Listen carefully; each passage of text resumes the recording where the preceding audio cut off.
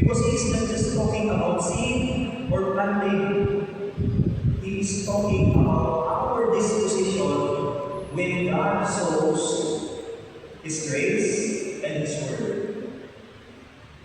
Kaya maganda, magtutulungan ka sa mga bagay na nakakaroon ka sa Evangelyo ni. I am not going to explain the four kinds of soil because Jesus already explained it. Kung please naman tayo ng pagsipo.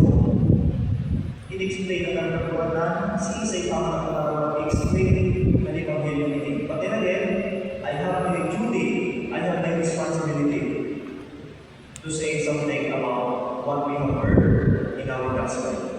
So, tayo mag-focus sa apat na nagaan. Sa katotohanan, we are not talking about four different persons.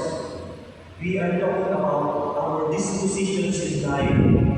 Kita na gusto yung apat na nagaan.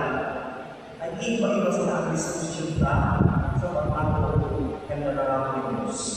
So instead of explaining the four kinds of soil, mag-focus ako naman sa ibang karakter o ibang bagay sa ibang kayong nadalala. Tulong bagay, prepare your soil, imitate the sower, trust the seed. So ang yaman hindi ito is soil, sower, seed. Sarap-sarap na ang mga bagay niyo. Prepare your soil. Baka man ang hapon ng Diyos nagsasabot na ng grasya. God is already in the middle.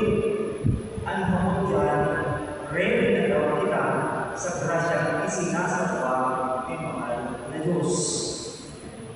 As I have said, they naman kayo ang magturo kung sa isa yung nakatawag ini kapag nakasa na nila, hindi na tapos ikainin. This is our disposition when receiving the grace of God. And the Lord is telling us, we must prepare our soul. We must prepare our heart. We must prepare our soul in receiving God's grace. Na kung ano pa ang kanilang mga concerns, kadako na sa buhay gusto kong taabot, pero nalilimang na ng Diyos, sayang at grasya isinasabot sa kuya. Kung minsan pinapasakal pa. And so the Lord is telling us, mag-anda na ipagsaya mo ang itinatawag grasya ng mga na Diyos sa imo. Ang grasya, kung minsan, hindi ulit na yaman sa kuya, kung minsan, hindi for granted. Minsan ang sa kuyang pagtuod, since we are a Catholic nation, ang sa kuyang pagtuod, gano'n pagkaparting sa na, regular na buhay o gano'n kasama kayo na ang ibang concern. Kasama kayo sa schedule ko. Nagkaroon pagkakulang kailangan na hindi na masalaw dapat sa kuyang pagbiling, sa kuyang pagtuod. Invitation niya ako sa mga Diyos. Yan ay mga schedule, isinisingit na sa naman Diyos, ay kailangan mo niya ng schedule.